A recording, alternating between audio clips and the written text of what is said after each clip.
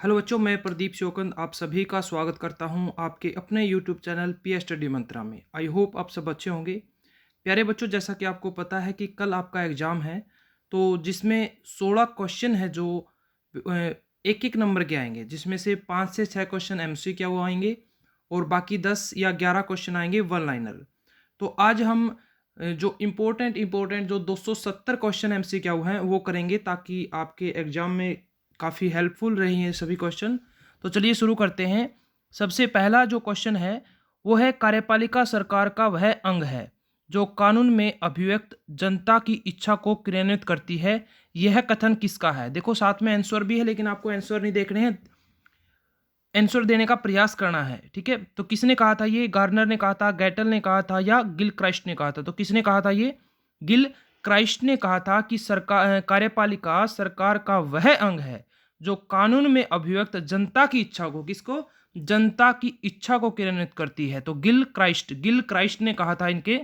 उसके बाद है सेकंड क्वेश्चन है, तुलनात्मक रूप से यानी कंपेयर करें तो शासन का कौन सा अंग अधिक प्रभावशाली है? देखो, मैंने कल भी बताया था कि कोई भी सरकार है उसके 3 अंग होते हैं, कार्यपालिका, न्यायपालिका, विधानपालिका। तो इन तीनों में जो सबसे महत्वपूर्ण अंग है वो है कार्यपालिका। कौन सा है? कार्यपालिका है, यानी कि जो विधायिका जो कानून बनाती है उनको लागू करने का काम करती है कार्यपालिका, यानी कि सरकार। तीसरा क्वेश्चन है, अपने विस्तृत रूप में कार्यपालिका में विधायी और न्यायिक कार्यों को करने वाले अधिकार से को छोड़कर सभी कर्मचारी शामिल हैं जो कानूनी रूप से प्रदर्शित राज्य की इच्छा को लागू करने में संबंधित है। तो यह परिभाषा किसकी है? गैटल की। इस प्रकार के क्वेश्चन काफी कम देखने को मिलते हैं, लेकिन फिर भी आप इनको रट के ही कहूंगा, कि क्योंकि इतने कम समय में आप इनको रट ही सकते हो, तो ज़्यादा समझने का प्रयास नहीं करना है इस प्रकार के क्वेश्चन में, सिर्फ रटने का प्रयास कीजिए। हो सकता है कि आपको कल तक याद रह जाए। उसके बाद है पैतृक कार्यपालिका का उदाहरण। तो पहले चैप्टर के ये क्वेश्चन है। पहले चैप्टर में हमने पढ़ा था कार्यपालिका के प्रकार। तो पैतृक कार्यपालिका यानी कि वह कार्यपालिका जिसमें वंशानुगत, यानी कि पहले पिता के पास शक्ति थी, यानी पिता राजा था, उसके बाद उसके पुत्र के पास राजा बन गया, फिर उसके बाद उसका पुत्र राजा बन गया, तो यानी कि एक प्रकार से राजतंत्र हम कह सकते हैं। तो इनमें से पैतृक कार्यपालिका का उदाहरण बताना है। तो देखो, भारत में आपको पता है नहीं है, फ्रांस में नहीं है, चीन में नहीं है, लेकिन इंग्लैंड में एक प्रकार से पैतृक कार्यपालिका है, क्योंकि आज भी वहां पर क्या है, राज प्रमुख होता है, वो वहां का राजा या रानी होता है। ठीक है ना। हालांकि उसकी सभी शक्तियां किसके पास होती है? पीएम के पास होती हैं, जिस प्रकार भारत में। यानी कि यहां से एक क्वेश्चन ये भी आ सकता है कि ब्रिटेन यानी कि इंग्लैंड का राजा रानी भारत के किस पद के समान है? यानी कि राष्ट्रपति। भारत का राष्ट्रपति और इंग्लैंड का राजा रानी एक समान पद है। उसके बाद बहुल कार्यपालिका। बहुल यानी कि ऐसी कार्यपालिका जिसमें राज्य की शक्ति, राष्ट्र की शक्ति बहुत सारे लोगों के हाथ में हो। इसके साथ में हो गया एक एकल कार्यपालिका, यानी जिसमें जिसमें कार्यपालिका की शक्ति या राष्ट्र राज्य की शक्ति किसी एक व्यक्ति के हाथ में हो, एकल कार्यपालिका, और कई हाथों में हो तो कहेंगे बहुल कार्यपालिका। तो भारत में बहुल कार्यपालिका बिल्कुल भी नहीं है, जापान में बिल्कुल भी नहीं है, तो कहाँ है? स्विट्जरलैंड में। कहाँ है? स्विट्जरलैंड। ऐसे याद रख सकते हैं कि स्वीट स्वीट यानी कि बिल्कुल प्यारे, बिल्कुल मीठे। और स्विट्जरलैंड में बहुत सारे, क्या बहुत सारे लोग हैं, वो कैसे हैं? स्वीट हैं। कैसे हैं? स्वीट हैं। ठीक है ना। उसके बाद छठा जो क्वेश्चन है वो है, स्विट्जरलैंड की बहुल कार्यपालिका में कितने सदस्य सम्मिलित हैं? ये सारे के सारे क्वेश्चन मैं आपको वीडियो में पहले की क्लास में करवा चुका हूं, एक एक क्वेश्चन करवा चुका हूं। जिसने देखी होगी कंटिन्यू क्लास तो आराम से समझ भी पा रहा होगा कि ये कौन से क्वेश्चन है। तो स्विट्जरलैंड में कौन सी? बहुत, क्योंकि वहां स्विट्जरलैंड के लोग बड़े ही स्वीट हैं, बहुत स्वीट हैं। बहुत यानी कि बहुल, बहुल कार्यपालिका है, जिसमें कितने सदस्य हैं? 7 सदस्य हैं। कितने हैं? 7। आगे डेफिनेशन है एक, कार्यपालिका वह है जो किसी भी प्रकार के संगठन की सबसे महत्वपूर्ण नीतियों का निर्धारण एवं क्रियान्वयन में भाग लेती है। वह इनके लिए सामान्य मार्ग भी निश्चित करती है। यह परिभाषा किसकी है? तो किसकी है? ये अल्फ्रेड डी ग्रेजिया की। अल्फ्रेड डी ग्रेजिया की ये डेफिनेशन मैंने आपको लिखवाई भी थी। उसके बाद 8वां क्वेश्चन है, निम्नलिखित में से मुख्य कार्यपालिका के कार्य क्या है? राजनीतिक कार्य, प्रशासनिक कार्य। तो दोनों ही कार्य हैं जो कार्यपालिका के हैं। तो कार्यपालिका को कुछ मुख्य कार्यपालिका है। मुख्य कार्यपालिका कौन है? राष्ट्रपति। कौन है? राष्ट्रपति। अगर बात करें नामात्र की तो राष्ट्रपति, और बात करें अगर नामात्र की बात करें तो राष्ट्रपति, और वास्तविक है कौन? पीएम प्रधानमंत्री, प्रधानमंत्री। राष्ट्रपति कौन है वर्तमान में? द्रौपदी मुर्मू। कौन है? द्रौपदी मुर्मू। और इससे पहले थे रामनाथ कोविंद, और सबसे पहले राष्ट्रपति थे राजेंद्र प्रसाद। और पीएम कौन है यहाँ हमारा? नरेंद्र मोदी। और पहले पीएम कौन थे? जवाहरलाल नेहरू। उसके बाद 9वां क्वेश्चन है, संसदीय कार्यपालिका नहीं पाई जाती। देखो, संसदीय नेपाल में पाई जाती है, भारत में बिल्कुल संसदीय है, जापान में भी है, लेकिन नहीं पूछा है। क्या पूछा है? नहीं। तो अमेरिका के अंदर क्या है? संसदीय कार्यपालिका नहीं पाई जाती। कौन सी कार्यपालिका पाई जाती है? अध्यक्षात्मक कार्यपालिका पाई जाती है। अध्यक्षात्मक यानी कि जिसमें राज्य की शक्ति बिल्कुल अध्यक्ष के पास हो, यानी कि वहां पर राष्ट्रपति के हाथ में सारी पावर है। उसके बाद अगर बात करें 10वां जो क्वेश्चन है उसके बारे में हम चर्चा करेंगे। और 10वां क्वेश्चन आपके सामने है, निम्नलिखित में से सफल कार्यपालिका के गुण, यानी कि एक सफल कार्यपालिका कौन सी है, उसके लिए क्या गुण चाहिए? देखो, अच्छा नेतृत्व बिल्कुल होना चाहिए, सबल व्यक्तित्व यानी पर्सनैलिटी भी होनी चाहिए, प्रशासनिक गुण होने चाहिए क्योंकि प्रशासकीय कार्य करने पड़ते हैं। तो उपरोक्त सभी, क्या आएगा? उपरोक्त सभी। उसके बाद 11वां क्वेश्चन है, अध्यक्षीय कार्यपालिका का श्रेष्ठ उदाहरण। बिल्कुल मैंने अभी बताया था कि अमेरिका के अंदर कौन सी कार्यपालिका है? अध्यक्षात्मक कार्यपालिका है, यानी वहां पर सारी शक्ति कार्यपालिका की किसमें है? किसके पास है? राष्ट्रपति के पास है। किसके पास है? राष्ट्रपति के पास है। पैतृक कार्यपालिका पाई जाती है कहाँ? पैतृक अभी पढ़ा था, ब्रिटेन में बिल्कुल पाई जाती है सर, नेपाल में बिल्कुल, जापान में बिल्कुल, और कहाँ? उपरोक्त सभी। तो पैतृक कार्यपालिका के तीनों उदाहरण आपको याद रखने हैं, ब्रिटेन में, नेपाल में और जापान में। ब्रिटेन, नेपाल, जापान, इसमें कौन सी? पैतृक कार्यपालिका।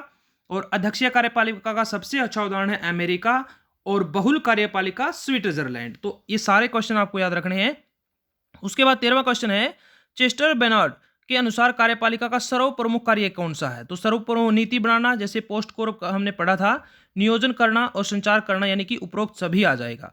14वां जो क्वेश्चन है वो है, निम्नलिखित में से मुख्य कार्यपालिका के राजनीतिक कार्य क्या है? तो अध्यादेश जारी करना, राष्ट्रपति किस अनुच्छेद के अनुसार? 123। और अगर राज्यपाल की पूछे तो राज्यपाल 213 के अनुसार अध्यादेश जारी कर सकता है। तो बजट पास करना, बिल्कुल जब तक वो हस्ताक्षर नहीं करेगा किसी भी विधेयक पर वो तो पारित हुआ नहीं माना जाएगा। अधिवेशन बुलाना, बिल्कुल संयुक्त अधिवेशन भी बुलाता है लोकसभा और राज्यसभा का। तो उपरोक्त सभी, ये सभी कार्य किसके हैं? मुख्य कार्यपालिका के हैं, यानी कि राष्ट्रपति के हैं। किसके हैं ये? राष्ट्रपति, यानी कि मुख्य कार्यपालिका के सभी काम थे। आगे है, वह संकटों का मोचक निरीक्षक, यानी कि जांच करने वाला, संकटों का मोचक यानी संकटों को दूर करने वाला, भविष्य के कर्मों को आगे बढ़ाने वाला है। मुख्य कार्यपालिका के क्रम में यह कथन किसका है? तो किसका है? मार्शल डिमोक ने कहा था, ये मार्शल डिमोक। निम्नलिखित में से भारत में अस्थायी कार्यपालिका नहीं है। अस्थायी कार्यपालिका यानी दो प्रकार की कार्यपालिका पढ़ी थी हमने, एक स्थायी और एक अस्थायी। अस्थायी में मैंने बताया था कि जितने भी मंत्री होते हैं वो अस्थायी होते हैं, क्योंकि उनका कार्यकाल 5 वर्ष होता है, इनसे पहले भी हटाया जा सकता है, और 5 वर्ष के बाद दोबारा चुनाव होंगे, दोबारा उनको चुना जाएगा। लेकिन जो नौकरशाही होते हैं, यानी कि जो गवर्नमेंट जॉब पर होते हैं, वो कार्यपालिका कैसी होती है? स्थायी कार्यपालिका होती है। तो इसमें अस्थायी नहीं है पूछा था, तो नौकरशाही क्या है? स्थायी है। बाकी प्रधानमंत्री, मंत्रिमंडल, मुख्यमंत्री, ये कौन सी है? ये राजनीति से संबंधित है, तो ये कैसी है? अस्थायी कार्यपालिका। कैसी है? अस्थायी। स्थायी कौन सी है? सिर्फ नौकरशाही है, गवर्नमेंट जॉब वाले। 17वां क्वेश्चन है, निम्नलिखित तानाशाही कार्यपालिका के उदाहरण कहे जा सकते हैं। तो हिटलर, आपको पता है हिटलर क्या थे? तानाशाही थे। मुसोलिनी और जुल्फिकार अली भुट्टो, तो ये चारों ही किसके हैं? तानाशाही कार्यपालिका के उदाहरण है। यानी कि तानाशाही का मतलब जिसकी लाठी उसकी भैंस, यानी जिसके पास ताकत होगी वही शासन करेगा, सभी शक्तियां उसके पास होंगी, ठीक है ना। तो ये तीनों उदाहरण भी मैंने आपको क्लास में समझाए थे। उसके बाद है 18वां क्वेश्चन, निम्नलिखित में से मुख्य कार्यपालिका के प्रशासकीय कार्य हैं। मुख्य कार्यपालिका के प्रशासकीय, हमने राजनीतिक, प्रशासनिक, कानूनी, विधायी सभी प्रकार के बारे में, कार्यों के बारे में चर्चा की थी। तो इनमें से प्रशासकीय कार्य बताना है। प्रशासकीय नीति का निर्माण करना, ऑप्शन ए बिल्कुल ठीक है। वित्त का प्रबंध करना बिल्कुल ठीक है। संगठन का वितरण करना बिल्कुल ठीक है। तो उपरोक्त सभी आ जाएगा। उसके बाद है, चार्ल्स वर्थ ने मुख्य कार्यपालिका के निम्नलिखित में से किन गुणों का उल्लेख किया है? तो कुशल मुख्य प्रशासक में आज्ञा और निर्देश देने की योग्यता होनी चाहिए, बिल्कुल होनी चाहिए। उसके बाद कुशल मुख्य प्रशासक यानी कि मुख्य कार्यपालिका या कार्यकारी में अपने कर्तव्य एवं स्वरूप को समझने की योग्यता होनी चाहिए। तो क्या आ जाएगा? ऑप्शन बी आ जाएगा, यानी कि दोनों ही गुण क्या हैं? इसके हैं, ए और बी दोनों ही इनके गुण हैं। तो उसके बाद हम बात करेंगे 20वां क्वेश्चन। थोड़ी सी स्पीड में मैं करवा रहा हूं क्योंकि टाइम कम है और क्वेश्चन ज़्यादा करने हैं, तो इसलिए मैं थोड़ी सी स्पीड में आपको ये करवा रहा हूं। तो आई होप आपको समझ में आ रहा होगा। आप काफ़ी हेल्पफुल रहेगी ये वीडियो आपके लिए, तो शेयर ज़्यादा से ज़्यादा कर लें। मुख्य कार्यपालिका के प्रशासनिक गुण, वही बात है, प्रशासनिक गुण बताने हैं, तो ये आप पढ़ लेना, बिल्कुल आसान सा है। तो क्या आएगा, उपरोक्त सभी आएगा, कोई समझाने की बात नहीं है। उसके बाद देखो क्वेश्चन क्या आएगा, यहाँ से क्वेश्चन एक ये भी आ सकता है कि 1 नंबर में या 2 नंबर में कि मुख्य कार्यपालिका के किन्हीं 1 या 2 प्रशासनिक गुणों को लिखो। तो आप यहाँ से सिर्फ एमसीक्यू नहीं कर रहे, आप यहाँ से वन लाइनर और जो अति लघु है यानी कि 2 नंबर का क्वेश्चन आएगा वो भी आप रिवीजन कर रहे हो। अगर आपने पहले पढ़े हैं तो आपका रिवीजन हो रहा है, आपने नहीं पढ़े, आप पास मार्किंग के लिए खेल रहे हो, तो आपका पास मार्किंग के लिए ले जाएगा। मुख्य कार्यपालिका के व्यक्तित्व में निम्नलिखित में से कौन सा गुण आवश्यक है? मुख्य कार्यपालिका की पर्सनैलिटी में बताना है कौन सा मुख्य कार्यपालिका यानी कि राष्ट्रपति। तो दूरदर्शिता यानी कि दूर की दृष्टि होनी चाहिए, कार्यकुशलता होनी चाहिए, प्रयोजन की दृढ़ता होनी चाहिए, तो उपरोक्त सभी। उसके बाद 22वां क्वेश्चन है राजनीतिक और स्थायी कार्यपालिका। बताया ना मैंने, राजनीतिक जो मंत्री होते हैं और स्थायी यानी कि नौकरशाही में अंतर नहीं है। मंत्री नीतियां बनाते हैं, बिल्कुल बनाते हैं जी, प्रशासनिक अधिकारियों का क्रियान्वयन करते हैं। तो एक इस क्वेश्चन में क्या पूछा है, नेगेटिव क्वेश्चन है, तो नहीं पूछा है, नहीं बताना है। राजनीतिक और स्थायी कार्यपालिका में अंतर नहीं है। मंत्री नीतियां बनाते हैं, प्रशासनिक अधिकारी कार्यान्वित करते हैं। मंत्री उत्तरदायी होते हैं, प्रशासनिक अधिकारी उत्तरदायी नहीं होते। ऑप्शन सी है मंत्री एवं प्रशासनिक अधिकारी दोनों राजनीतिक होते हैं, बिल्कुल नहीं होते, दोनों राजनीतिक नहीं होते। सिर्फ मंत्री होते हैं वो राजनीतिक होते हैं, नौकरशाही राजनीतिक नहीं होते, स्थायी होते हैं। तो यहां से एक क्वेश्चन ये बन जाएगा कि राजनीतिक और कार्यपालिका में कोई 1 या 2 अंतर लिखो। तो चारों ऑप्शन अगर आपको अच्छे से समझ में आ गए होंगे, याद हो गए होंगे, तो आप आराम से बिल्कुल लिख सकते हो दोनों में अंतर। एक बात याद रखना, राजनीतिक यानी कि मंत्री और स्थायी कार्यपालिका यानी कि नौकरशाही गवर्नमेंट जॉब पर होते हैं, जो जिनको योग्यता के आधार पर चुना जाता है, और मंत्रियों को योग्यता के आधार पर नहीं, जिसका ज्यादा प्रचार होगा जो इलेक्शन में जीतेगा वही बनेगा, ठीक है। उसके बाद अगर बात करें 23वां क्वेश्चन है, जो 23वां क्वेश्चन है वो है मुख्य कार्यपालिका की प्रशासकीय कार्य नहीं है, वही प्रशासकीय कार्य से संबंधित प्रश्न आ रहे हैं। प्रशासकीय नीति का निर्माण करना बिल्कुल है, वित्त का प्रबंध करना बिल्कुल है, विधायिका द्वारा पास किए गए बिलों पर हस्ताक्षर करना, और डी है प्रशासनिक प्रचलनों का प्रशिक्षण, नियंत्रण व जांच पड़ताल करना। तो नहीं बताना है मुख्य कार्यपालिका, तो यहाँ पे ऑप्शन आना चाहिए, इन्होंने दिया सी, विधायिका द्वारा पास बिलों पर हस्ताक्षर करना, और ऑप्शन डी है प्रशासनिक प्रचलनों का प्रशिक्षण, नियंत्रण और जांच पड़ताल करना। तो मेरे ख्याल से ये इन्होंने आंसर गलत दिया है, क्योंकि यहाँ पर प्रशासकीय नीति का निर्माण करना बिल्कुल है, वित्त का प्रबंध करना बिल्कुल है, हमने पीछे पढ़ा था। विधायिका द्वारा बिल पर हस्ताक्षर करना भी बिल्कुल ठीक है, नहीं पूछा है। तो प्रशासनिक प्रचलनों का प्रशिक्षण, नियंत्रण में जांच पड़ताल करना, तो यहाँ पे मेरे ख्याल से मुझे सभी दिख रहे हैं। चलो फिर भी मैं इसको चेक करके बताऊंगा कि इसका राइट आंसर क्या होगा, मेरे को ये सभी ठीक लग रहे हैं। तो उसके बाद क्या है, 24वां क्वेश्चन है, जो निम्नलिखित में से मुख्य कार्यपालिका का प्रकार है, तो कौन सा है? उपरोक्त सभी, यानी कि संसदीय और अध्यक्षात्मक मुख्य कार्यपालिका बिल्कुल है, संसदीय और अध्यक्षात्मक। भारत में कौन सी है? संसदीय, यानी कि भारत के अंदर जो राष्ट्र राज्य की शक्ति है, कार्यपालिका की शक्ति है, वो राष्ट्रपति में निहित है, और जो नामात्र का है प्रधानमंत्री वास्तविक है, और यहाँ पर 2 सदन होते हैं, लोकसभा और राज्यसभा, ठीक है। अध्यक्षात्मक कार्यपालिकाओं में सारी शक्ति राष्ट्रपति के पास है, यानी कि जिसका एग्जाम्पल है अमेरिका। पैतृक का हमने पढ़ा था जापान, नेपाल और ब्रिटेन। और निर्वाचित मुख्य कार्यपालिका यानी कि जहां पर वयस्क नागरिकों के द्वारा चुनाव के माध्यम से चुना जाता है, वो होता है निर्वाचित मुख्य कार्यपालिका। एकल, यहाँ जहां सारी पावर एक हाथ में हो, बहुल जहां पावर कई हाथों में हो, जैसे कि स्विट्जरलैंड। बहुल कार्यपालिका में जैसे कि स्विट्जरलैंड कितने सदस्य थे? 7 सदस्य थे। उपरोक्त सभी आंसर आएगा। 25वां है, निम्नलिखित किस देश में निर्वाचित कार्यपालिका पाई जाती है? निर्वाचित, बिल्कुल भारत में पाई जाती है, निर्वाचित कार्यपालिका पाई जाती है, क्योंकि यहाँ पर राष्ट्रपति का चुनाव बिल्कुल अप्रत्यक्ष तौर पर होता है। उसके बाद 26वां, निम्नलिखित में से कौन सा निर्वाचित कार्यपालिका, देखो अमेरिका भी आना चाहिए, क्योंकि अमेरिका में भी तो राष्ट्रपति का चुनाव होता है, तो मेरे ख्याल से ए और बी दोनों आना चाहिए, ए और बी। निम्नलिखित में से कौन सा देश नामात्र की कार्यपालिका का उदाहरण है? नामात्र की कार्यपालिका, तो भारत में भी और इंग्लैंड में भी, क्योंकि इंग्लैंड में नामात्र की कार्यपालिका होगी, वहां के राजा या रानी, और हमारे यहाँ पर क्या होगी? राष्ट्रपति, यानी कि दोनों इक्वल पद हैं। उसके बाद 27वां है, निम्नलिखित में से कौन सा देश बहुल कार्यपालिका, बिल्कुल हमने स्विट्जरलैंड के बारे में बात की थी, कितने सदस्य थे? 7 सदस्य थे। उसके बाद अगर बात करें हम अगले क्वेश्चन की, जो 28वां जो हमारा क्वेश्चन है उसके बारे में चर्चा करेंगे। देखो पीडीएफ में थोड़ी सी क्लैरिटी नहीं है तो थोड़ी सी एडजस्ट कर लेना, क्योंकि ये आपकी ऑन डिमांड पर बनाई गई है, पहले से कंटेंट तैयार नहीं था। तो ये जो मॉडल टेस्ट पेपर है उसके जो इंपॉर्टेंट क्वेश्चन है वो मैं आपको करवा रहा हूँ, ठीक है।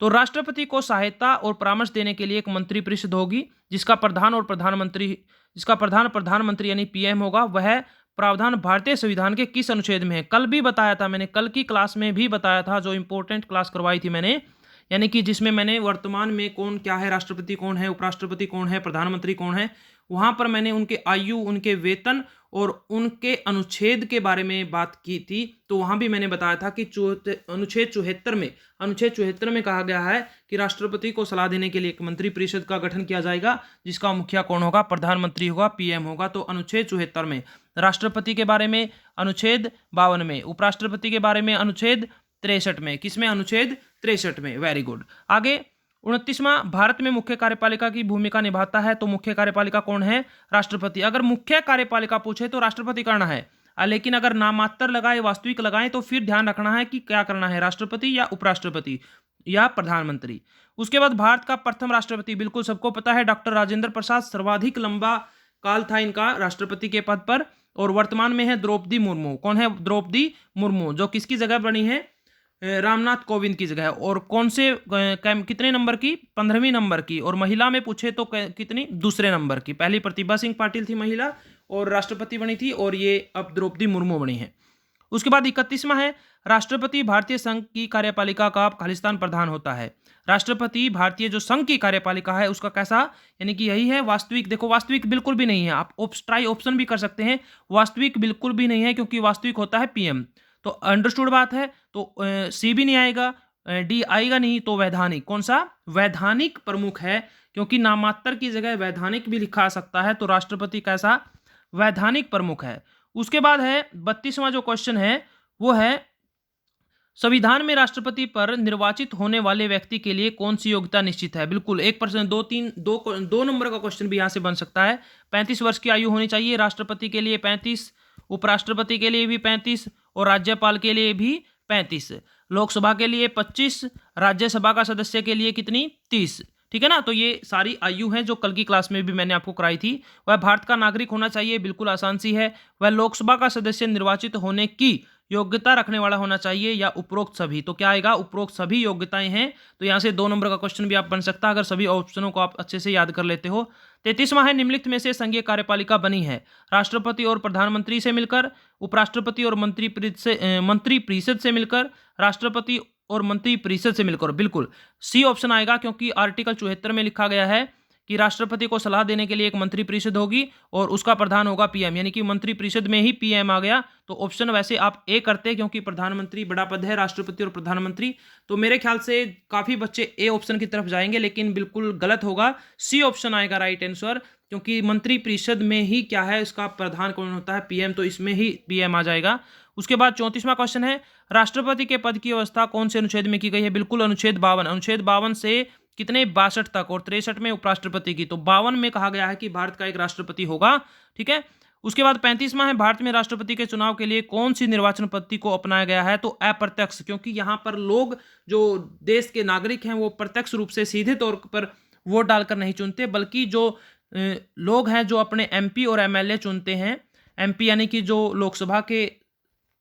लोकसभा में जो विजयी होते हैं इलेक्शन में, और एमएलए यानी कि विधायक जो विधानसभा के मंत्री होते हैं वो। तो ये चुनते हैं और इनको चुनते हैं लोग, यानी कि अब हम इनको चुनते हैं और ये राष्ट्रपति को चुनते हैं। तो इनडायरेक्टली हुआ, यानी कि हमने हिस्सेदारी तो ली लेकिन डायरेक्ट नहीं, इनडायरेक्ट। आगे 36वां क्वेश्चन है, भारत में राष्ट्रपति का चुनाव निम्न में से किस पद्धति द्वारा होता है? तो आपको याद होगा कि आनुपातिक प्रतिनिधित्व पद्धति के अनुसार एकल संक्रमणीय वोट, जहां पर प्रत्येक वोट की वैल्यू होती है। क्या होती है? प्रत्येक वोट की वैल्यू होती है। उसके बाद हम अगले क्वेश्चन पर बात करते हैं, जो क्वेश्चन नंबर है 37।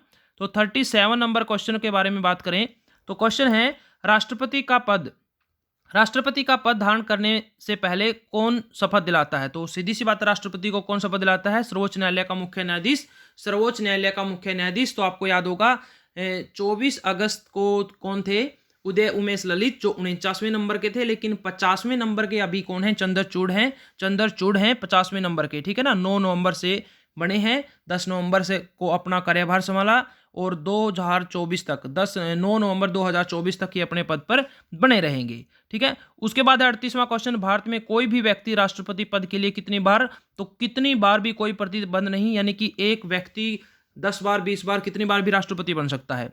उसके बाद राष्ट्रपति अपना त्यागपत्र किसे, देखो शपथ कौन दिलाता है राष्ट्रपति को, सुप्रीम कोर्ट का मुख्य न्यायाधीश।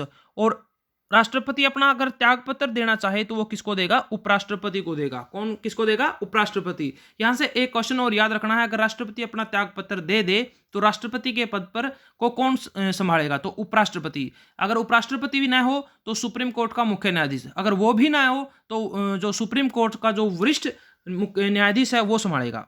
उसके बाद 40वां है, राष्ट्रपति पर महाभियोग और का आरोप संसद के किस सदन द्वारा लगाया जाता है, तो राष्ट्रपति पर जो महाभियोग है वो किसी भी सदन में लगाया जा सकता है, राज्यसभा में या लोकसभा में। उच्च सदन है जो राज्यसभा और लोकसभा है, यानी महाभियोग का जो प्रस्ताव है राष्ट्रपति के खिलाफ वो किसी भी सदन में पहले प्रस्तुत किया जा सकता है, यानी कि पहले राज्यसभा में भी किया जा सकता है, पहले लोकसभा में भी। लेकिन अगर उपराष्ट्रपति का पूछे तो वो सिर्फ और सिर्फ पहले राज्यसभा में होगा। कहां पर होगा, राज्यसभा में। याद रखना दोनों का, उपराष्ट्रपति में किसी भी सदन में, लेकिन राष्ट्रपति में किसी भी सदन में, लेकिन उपराष्ट्रपति पर अगर महाभियोग लगे तो वो केवल और केवल राज्यसभा में पहले प्रस्तुत होगा। 41वां क्वेश्चन है, निम्नलिखित में से संघीय कार्यपालिका के प्रकार हैं, तो संघीय कार्यपालिका के तो सिंपल है, दो सभी बता चुका हूं मैं, उपरोक्त सभी। 42वां, राष्ट्रपति पर महाभियोग प्रस्ताव अगर लाते हैं तो कितने दिन पहले उनको सूचित करना पड़ेगा, तो 14 दिन पहले, 14 दिन पहले सूचित करना पड़ेगा। उसके बाद 43वां क्वेश्चन है, राष्ट्रपति के विरुद्ध महाभियोग प्रस्ताव पारित करने के लिए संसद के दोनों सदनों के कुल सदस्यों का कितने बहुमत होना चाहिए, तो 2/3, जिसे हम बोलते हैं विशेष बहुमत। क्या बोलते हैं, विशेष बहुमत। अगर 2/3 सदस्य अगर उस पर अनुमति दे देते हैं तो महाभियोग पास हो जाता है और उनको अपने पद से इस्तीफा देना पड़ता है। उसके बाद जो 44वां क्वेश्चन है वो है, महाभियोग का आरोप की जांच के दौरान राष्ट्रपति अपना स्पष्टीकरण किस प्रकार प्रदान करता है, वकील के द्वारा या स्वयं उपस्थित। बिल्कुल, वो वकील के माध्यम से भी अपना जो पक्ष है वो रख सकता है, अपना स्पष्टीकरण रख सकता है जिसके कारण उस पर महाभियोग लगा है, या खुद उपस्थित होकर अपने विचार अपने आप भी रख सकता है। अगला क्वेश्चन है 45, भारत के राष्ट्रपति पर महाभियोग तो घूस लेने और अन्य अपराध करने के आधार पर लगाया जा सकता है, संविधान के अतिक्रमण या राजद्रोह के आधार पर लगाया जा सकता है, संविधान के अतिक्रमण के लिए लगाया जा सकता है, और राजद्रोह, घूस लेने या अन्य अपराध करने के आधार पर लगाया जाता है। वैसे राष्ट्रपति इस प्रकार की छोटी घटनाएं नहीं करेगा क्योंकि एक सम्मान का पद है, तो इस प्रकार की घटनाएं नहीं होंगी। तो ऑप्शन सी आएगा इसमें, ऑप्शन सी, संविधान के अतिक्रमण के लिए लगाया जा सकता है। उसके बाद 46वां क्वेश्चन है, देश के प्रतिरक्षा बलों का सर्वोच्च सेनापति कौन है, तो आपको पता है कि कौन है सेनापति, राष्ट्रपति ही है जो मुख्य कार्यपालिका है। उसके बाद आगे है जो क्वेश्चन है आपका वो है 47 नंबर, और 47 नंबर मेरे ख्याल से आपको सभी को ये आता होगा। राष्ट्रपति निम्नलिखित में से किसकी नियुक्ति करता है, तो प्रधानमंत्री की करता है, लोकसभा अध्यक्ष की बिल्कुल नहीं करता, क्योंकि जितने भी एमपी बनते हैं जो संसद में बैठते हैं उन्हीं में से कितने एमपी हैं, 545। वर्तमान में 545, टोटल है 552, जिसमें से 2 सदस्यों को राष्ट्रपति मनोनीत करता है, एंग्लो इंडियंस को। तो लोकसभा का अध्यक्ष इन्हीं 545 में से चुनाव के माध्यम से, यानी वो खुद वोट के माध्यम से उनको चुन लेते हैं। और वर्तमान में लोकसभा के अध्यक्ष हैं ओम बिड़ला हैं। कौन है, ओम बिड़ला हैं, जो राजस्थान से संबंधित हैं। उपराष्ट्रपति बिल्कुल नहीं, इसका चुनाव होता है बिल्कुल अप्रत्यक्ष मतदान प्रणाली से।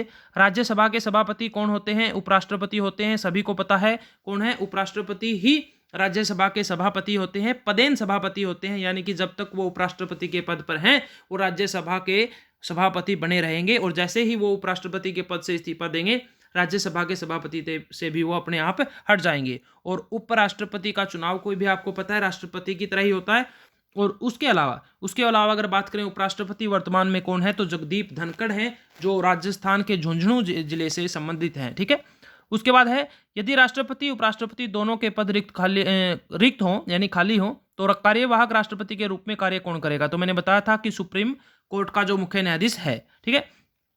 उसके बाद राष्ट्रपति की अनुपस्थिति में उपराष्ट्रपति कितने समय तक पद पर रह सकता है, तो 6 माह। कल भी बताया था मैंने, 6 माह तक राष्ट्रपति का पद खाली रह सकता है, यानी कि कोई दूसरा बैठ सकता है, उसको संभाल सकता है।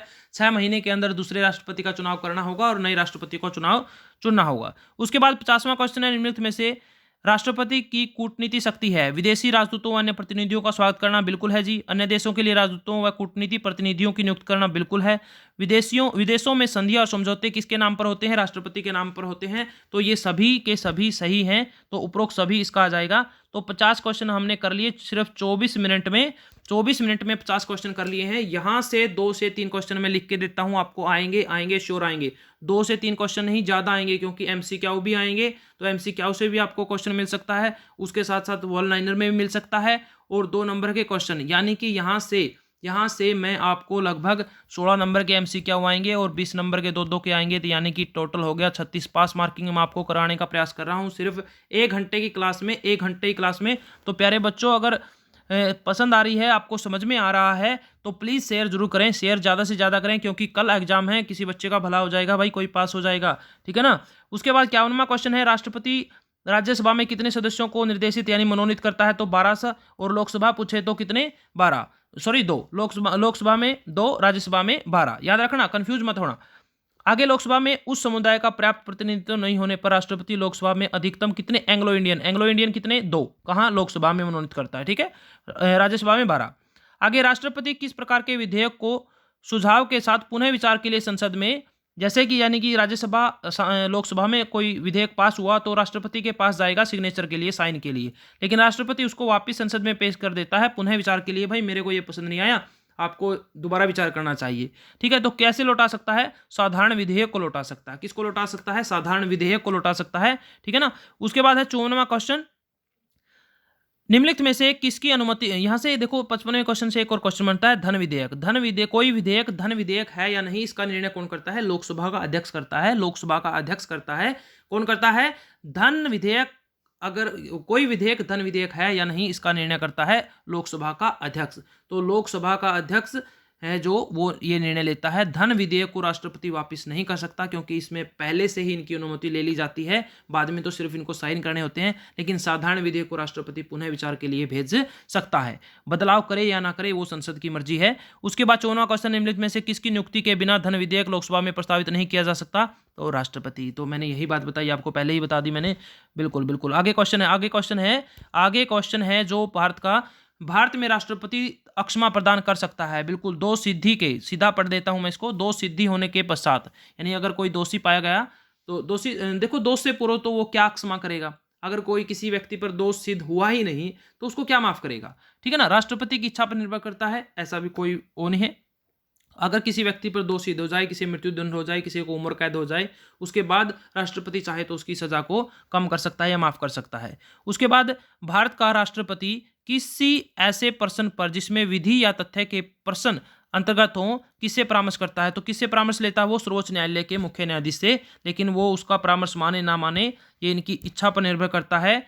ठीक है। उसके बाद अगर हम आगे बात करें अपने 57 नंबर क्वेश्चन की, तो राष्ट्रपति के पास निम्नलिखित परिस्थितियों में संकटकालीन घोषणा करने का अधिकार है। देखो, संकटकालीन कह लो या आपातकालीन, एक ही बात है। संकट यानी कि आपात। तो 3 अनुच्छेद हैं, 352, एक याद रखना, +4 कर देना, 356 + 360 +4 ठीक है ना।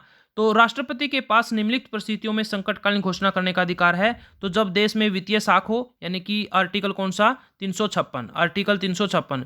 किसी राज्य में संवैधानिक मशीनरी विफल हो जाती हो, अनुच्छेद 360 था वित्तीय से, मैं पहला गलत बोल गया, वित्तीय है 360 से, और राज्य का संवैधानिक मशीनरी विफल हो जाए तो 356, और विदेशी आक्रमण या सशस्त्र क्रांति के कारण अनुच्छेद 352। अब तक भारत में कभी भी आर्टिकल 360 यानी वित्तीय आपातकाल कभी नहीं लगा है। ठीक है।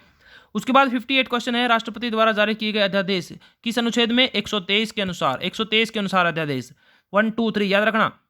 अध्यादेश का प्रभाव संसद में के पुनः समवेत होने की तारीख से, यानी कि 6 सप्ताह की समाप्ति पर समाप्त हो जाए। जैसे ही संसद में अधिवेशन शुरू हुआ तो 6 महीने के अंदर अपने आप हो, अगर पास नहीं हुआ संसद से तो अपने आप समाप्त हो जाएगा। ठीक है। उसके बाद अनुच्छेद 352 बताया था मैंने, अनुच्छेद 352 के अंतर्गत कौन सा? ये बताया था, जो विदेशी आक्रमण या सशस्त्र क्रांति के कारण आपातकाल लगता है। अनुच्छेद 352 के अंतर्गत घोषित आपातकाल को संसद के विशेष बहुमत से किसकी स्वीकृति आवश्यक होगी? तो 1 माह के अंदर। कितने समय में? 1 माह के अंदर उसकी परमिशन लेनी आवश्यक है, अदरवाइज वो अपने आप हट जाएगा। उसके बाद चाहे आपातकाल देखो ये सारी शक्तियां मैंने एक क्लास में आपको दूसरा चैप्टर था उसमें करवा रखी हैं सारी, ठीक है ना। हाँ, आपातकाल में जीवन और शारीरिक स्वाधीनता के अधिकार को समाप्त या सीमित नहीं किया जा सकता। जीवन यानी कि हम देखो यहाँ पर मैं शॉर्टकट में आपको बता देता हूँ, हमारे पास कितने हैं, 6 मौलिक अधिकार हैं, फंडामेंटल राइट हैं, जिसमें से 2 मौलिक अधिकार ऐसे हैं जिनको कोई भी किसी भी समय नहीं छीन सकता, खत्म नहीं कर सकता। अदरवाइज आपातकाल के समय सभी मौलिक अधिकार हमारे छीन लिए जाते हैं, यानी कि हमारी स्वतंत्रता, हमारी आज़ादी, घूमने फिरने की, ये सभी छीन लिए जाते हैं। लेकिन 2 ऐसे हैं जो नहीं छीने जाते। एक तो क्या है बेटा, जीने का अधिकार, यानी कि जीने का अधिकार हमसे कोई नहीं छीन सकता, ठीक है ना। जीने का अधिकार हमसे कोई नहीं छीन सकता और शारीरिक स्वाधीनता हमसे कोई नहीं छीन सकता। उसके बाद आपातकाल की घोषणा औचित्यपूर्ण नहीं थी। औचित्यपूर्ण नहीं थी यानी कि बिल्कुल उसका मिस यूज हुआ था इन अनुच्छेदों का, इन पावर का। तो 1975 में इंदिरा गांधी के समय ये आपातकाल लगा था जो बिल्कुल भी फेयर नहीं थी, उसका गलत प्रयोग किया गया था। उसके बाद सेना न्यायालय यानी कि कोर्ट मार्शल होता है, आपने मूवी वगैरह में सुना भी होगा, आर्मी में कोर्ट मार्शल के दंडादेश के मामले में अक्षमादान की शक्ति प्राप्त है। तो अक्षमादान जहां आए दंड की, वो राष्ट्रपति ही हो गए। देखो आगे है राष्ट्रपति, बताना है इसके बारे में कौन सा सही है। सर्वदा प्रधानमंत्री की सिफारिश पर ही लोकसभा का विघटन करता है, चाहे वह सदन में बहुमत खो चुका हो। लोकसभा को भंग नहीं कर सकता, बिल्कुल गलत है, ठीक है ना, ये तो सही नहीं है। मंत्रिपरिषद की सिफारिश पर ही लोकसभा का विघटन कर सकता है, बिल्कुल नहीं। उसके बाद सॉरी उसके बाद अपने विवेक से लोकसभा का भंग नहीं कर सकता, ये बिल्कुल भी नहीं आएगा। तो ऑप्शन सी आएगा, मंत्रिपरिषद की सिफारिश पर लोकसभा का क्या कर सकता है, विघटन कर सकता है, क्योंकि मंत्रिपरिषद लोकसभा संबंधित हो गई ना, वही मंत्रिवाड़ी हो गई, ठीक है। उसके बाद यदि लोकसभा में किसी भी दल को बहुमत प्राप्त नहीं होता तो राष्ट्रपति पहले प्रधानमंत्री बनने का अवसर किसे देगा, यानी कि जो जिस पार्टी को ज्यादा सीटें मिली होगी, जो सबसे बड़ा दल होगा, उसको पहले क्या देगा, मौका देगा कि आओ आप सरकार बनाओ, और उसको फिर क्या करना पड़ेगा, बहुमत साबित करना पड़ेगा, ठीक है। उसके बाद 65वां है भारत के संविधान के अनुच्छेद 356, 356, 352, 356, 360, 352, 356, 360, याद रखना। 352 बाहरी आक्रमण हो जाए या सशस्त्र क्रांति हो जाए, 356 के अनुसार किसी राज्य के अंदर जो सिस्टम है वो खराब हो जाए, और 360 के अंदर वित्तीय आपातकाल, ठीक है। तो अनुच्छेद 356 में किस आपातकाल की घोषणा है, तो राज्य की सरकार संविधान के प्रावधानों के अनुसार नहीं चल रही हो तो आगे क्वेश्चन है, आगे जो हमारा क्वेश्चन है वो है 66। कौन सा है, 66 नंबर क्वेश्चन है। राष्ट्रपति की स्वीकृति के लिए भेजे जाने वाले विधेयक पर राष्ट्रपति द्वारा कितने दिनों के भीतर कार्रवाई करना जरूरी है, तो कोई समय निश्चित बिल्कुल भी नहीं है भाई, कोई समय निश्चित नहीं है। राष्ट्रपति द्वारा अध्यादेश किन परिस्थितियों में जारी करता है, यानी कि जब संसद की बैठक नहीं चल रही हो, संसद का अधिवेशन नहीं चल रहा हो, तो आर्टिकल 123 के अनुसार अध्यादेश जारी कर सकता है। उसके बाद 68 है, निम्नलिखित में से कौन सा एक भारत की राष्ट्रपति का संवैधानिक विशेषाधिकार नहीं है, राष्ट्रपति का संवैधानिक विशेषाधिकार नहीं है। लोकसभा का विघटन करना बिल्कुल भी नहीं, राज्यसभा को आह्वान करना, विधायी विधेयकों को पुनर्विचार के लिए वापस करना, और वित्त विधेयक को पुनर्विचार के लिए वापस करना। तो वित्त विधेयक यानी कि धन विधेयक को हमने अभी पढ़ा था, मैंने अभी बताया था कि धन विधेयक को राष्ट्रपति वापस नहीं भेज सकता, और कोई विधेयक धन विधेयक है या नहीं कौन निर्णय लेगा, लोकसभा का अध्यक्ष लेगा, और लोकसभा का अध्यक्ष वर्तमान में कौन है, ओम बिरला है, ठीक है ना। उसके बाद 69 है, ऐसे व्यक्ति का नाम बताएं जिससे राज्यपाल, उपराष्ट्रपति और राष्ट्रपति पद पर कार्य किया हो, यानी तीनों पदों पर राज्यपाल भी बने, उपराष्ट्रपति भी बने, और बाद में वो राष्ट्रपति भी बने। तो कौन थे वो, जाकिर हुसैन। कौन थे, डॉक्टर जाकिर हुसैन ऐसे थे जो राज्यपाल भी रहे, उपराष्ट्रपति भी बने, और राष्ट्रपति के पद पर भी काम किया। उसके बाद 70 नंबर क्वेश्चन है, भारत के वर्तमान प्रधानमंत्री कौन है, तो सभी जानते हैं नरेंद्र मोदी हैं, और पहले कौन थे, पंडित जवाहरलाल नेहरू थे। उसके बाद राष्ट्रपति के चुनाव में कुल मतदान के कितने हिस्से में कम मत मिलने पर प्रत्याशी की जमानत जब्त हो जाती है,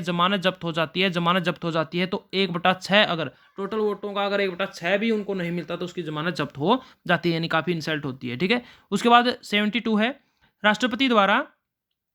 राष्ट्रपति निम्न में से किन उच्चाधिकारियों की नियुक्ति करता है, तो राज्यपाल की बिल्कुल करता है, प्रधानमंत्री की करता है, और भारत के महान्यायवादी की भी करता है। महान्यायवादी के बारे में भी कल बताया था मैंने, कल की क्लास में, ठीक है। उसके बाद है, निम्नलिखित में से किस प्रसंग में सर्वोच्च न्यायालय ने, अब देखो राष्ट्रपति का खत्म हो गया मेरे ख्याल से, अगले लेसन का शुरू हो गया।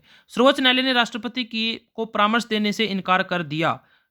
निम्नलिखित में से किस प्रसंग में सर्वोच्च न्यायालय ने राष्ट्रपति को परामर्श देने से इनकार कर दिया, तो अयोध्या का जो विवाद था, अभी लेटेस्ट था, जो बाद पीछे चला हुआ था वो, ठीक है ना, अभी तो ये सोल्व हो गया है।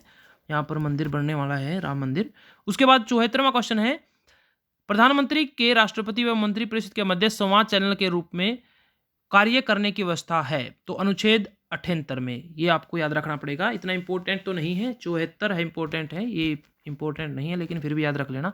प्रधानमंत्री के राष्ट्रपति व मंत्रिपरिषद, ठीक है ना, राष्ट्रपति और मंत्रिपरिषद के बीच में प्रधानमंत्री एक चैनल का काम करता है, कड़ी का काम करता है। तो अनुच्छेद 78। उसके बाद अध्यादेश जारी, अध्यादेश का नाम याद रखना 123, ठीक है ना।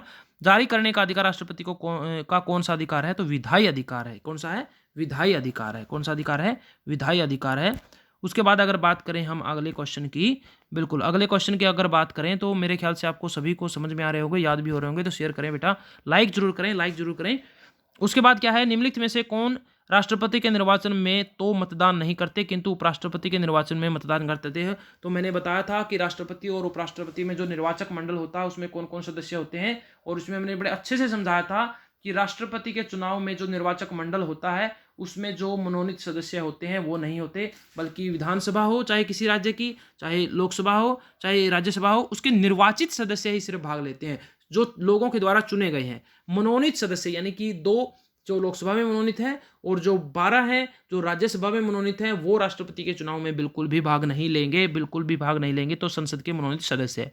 निम्नलिखित में से कौन राष्ट्रपति 2 कार्यकाल तक अपने पद पर बने रहे थे? तो सबको पता है डॉक्टर राजेंद्र प्रसाद, तभी तो इनका कार्यकाल सबसे लंबा कहा जाता है। उसके बाद पहले राष्ट्रपति थे, ठीक है ना, विधानसभा के पहले स्थायी अध्यक्ष थे जो 11 दिसंबर को बने थे।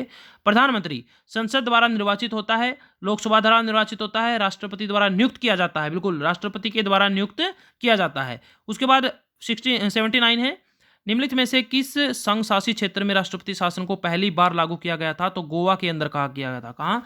गोवा के अंदर राष्ट्रपति शासन पहली बार लागू किया गया था। तो ये कुछ नया क्वेश्चन आपके सामने आया है, तो याद रखना गोवा की राजधानी क्या है? पणजी है। उसके बाद 80 क्वेश्चन है, राष्ट्रपति द्वारा आपातकाल की उद्घोषणा के कितने दिनों के भीतर संसद की स्वीकृति लेनी जरूरी है? तो 1 महीने के अंदर स्वीकृति लेनी जरूरी है। आर्टिकल 352, 356, 360 चार जोड़ते रहेंगे, याद रह जाएगा, ठीक है ना। उसके बाद आपातकाल की उद्घोषणा का अनुमोदन करने और वाला संकल्प संसद के किस बहुमत से पारित किया जाना चाहिए? तो विशेष बहुमत यानी कि 2/3 बहुमत से। आपातकाल अगर लगाना है तो वहां पर क्या है? विशेष बहुमत होना चाहिए।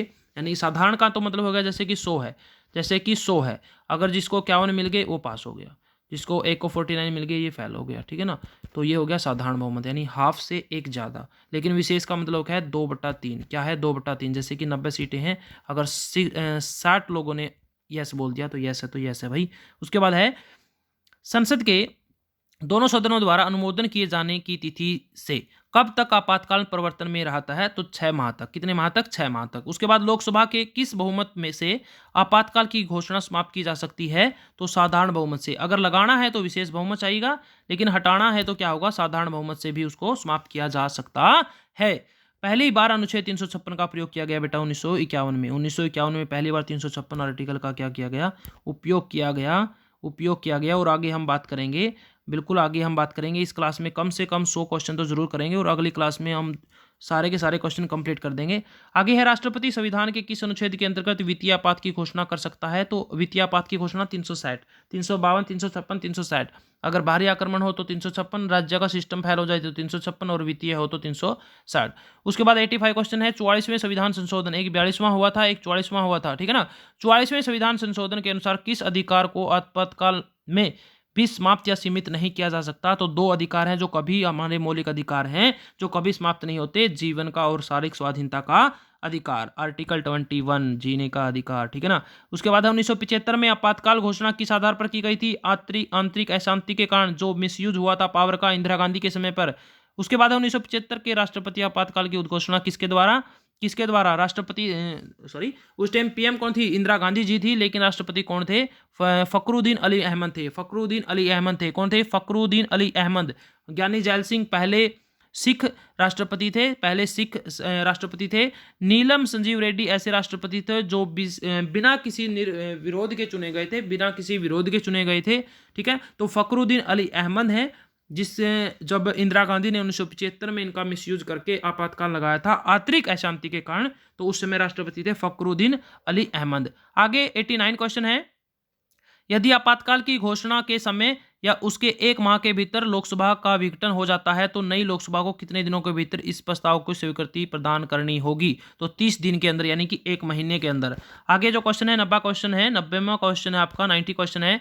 आपातकाल उद्घोषणा के प्रवर्तक के समय संसद को किस सूची के विषयों पर कानून बनाने की शक्ति प्राप्त हो जाती है? तो राज्य सूची। 3 सूची है, संघ सूची जिस पर कानून बनाने का अधिकार किसको है? केंद्र सरकार को। एक राज्य सूची जिस पर कानून बनाने का अधिकार राज्य को है, और एक समवर्ती सूची है जिस पर कानून बनाने का अधिकार राज्य और केंद्र को दोनों को है, लेकिन अगर उनमें आपसी मतभेद हो जाए तो केंद्र की बात मानी जाएगी। और अवशिष्ट सूची होती है, यह भी प्रश्न आया हुआ है, अवशिष्ट सूची में कौन से विषय रखे जाते हैं? तो ऐसे विषय जो संघ सूची, राज्य सूची और समवर्ती सूची में नहीं रखे गए हैं, उन सभी विषयों को अवशिष्ट सूची के अंदर रखा जाता है। उनको सभी को अवशिष्ट, यानी कि बची हुई है, उनको अवशिष्ट सूची में। तो राज्य सूची में जो कानून बनाने का अधिकार राज्य के पास होता है, लेकिन अगर आपातकाल लग गया तो उस समय राज्य सूची के सभी विषयों पर कानून बनाने का अधिकार किसके पास हो जाएगा? राष्ट्रपति, यानी कि संसद, यानी कि केंद्र सरकार के पास हो जाएगा। यही तो सिस्टम हमारा क्या था? संघात्मक से क्या हो गया? एकात्मक हो गया। ठीक है। उसके बाद 91 है, किसी राज्य में राष्ट्रपति शासन लागू करने की अधिकतम अवधि कितने वर्ष है? तो कितनी है? 3 वर्ष तक हम लगातार कंटिन्यू कर सकते हैं। उसके बाद व्यवहार में जब तक किस राज्य में सबसे लंबी अवधि तक राष्ट्रपति शासन लागू रहा? तो अब तक जम्मू कश्मीर में। सबसे पहले जैसे कि बताया था मैंने, गोवा में लगा था। सबसे पहले मिसयूज 1975 में हुआ था, इंदिरा गांधी पीएम थी। आर्थिक अशांति के कारण राष्ट्रपति थे फखरुद्दीन। और उसके बाद यहाँ अगर बात करें तो जम्मू कश्मीर में सबसे लंबे टाइम तक, कितने समय तक लग सकता है? 3 वर्ष तक।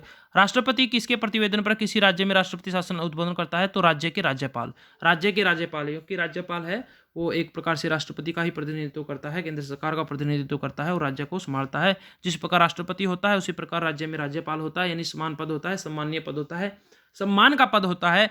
और राज्यपाल अगर बात करें तो हरियाणा के वर्तमान में राज्यपाल हैं बंडारू दत्तात्रेय। कौन है? बंडारू दत्तात्रेय, याद रखना, भूलना मत।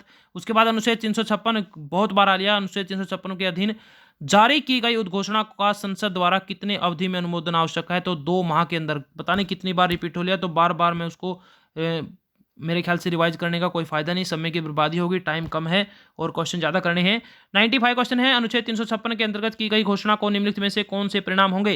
राष्ट्रपति घोषित, ऑप्शन ए, राष्ट्रपति घोषित कर सकता है कि किसी राज्य की विधायिका शक्ति का प्रयोग केंद्रीय संसद करेगी, यानी आपातकाल लग गया। उच्च न्यायपालिका की शक्ति को छोड़कर अन्य समस्त शक्तियों को अपने हाथ में ले लेगी केंद्र सरकार, राष्ट्रपति ले लेगा। ये बिल्कुल, राष्ट्रपति किसी भी राज्य अधिकारी की कार्यकारी शक्तियों को हस्तगत कर सकता है, यानी ट्रांसफर कर सकता है। तो सभी शक्तियां होगी, ये सभी बातें होंगी। आगे 96 क्वेश्चन, मंत्रिपरिषद अपने कार्यों व कार्यकाल के लिए सामूहिक रूप से निम्नलिखित में से किसके प्रति उत्तरदायी है? तो बिल्कुल, मंत्रिपरिषद किसके प्रति उत्तरदायी है बच्चों? लोकसभा के प्रति। किसके प्रति? लोकसभा के प्रति। जैसे क्वेश्चन आया था, राष्ट्रपति के खिलाफ अगर महाभियोग लगे तो किस सदन में? किसी भी सदन में पेश किया जा सकता है, लेकिन उपराष्ट्रपति पर अगर महाभियोग लगे तो सिर्फ और सिर्फ राज्यसभा में पेश किया जा सकता है। राष्ट्रपति किसको इस्तीफा देता है? उपराष्ट्रपति को। उपराष्ट्रपति किसको इस्तीफा देता है? राष्ट्रपति को। राष्ट्रपति को शपथ कौन दिलाता है? सर्वोच्च न्यायालय का मुख्य न्यायाधीश। तो ये सारी बात याद रखना।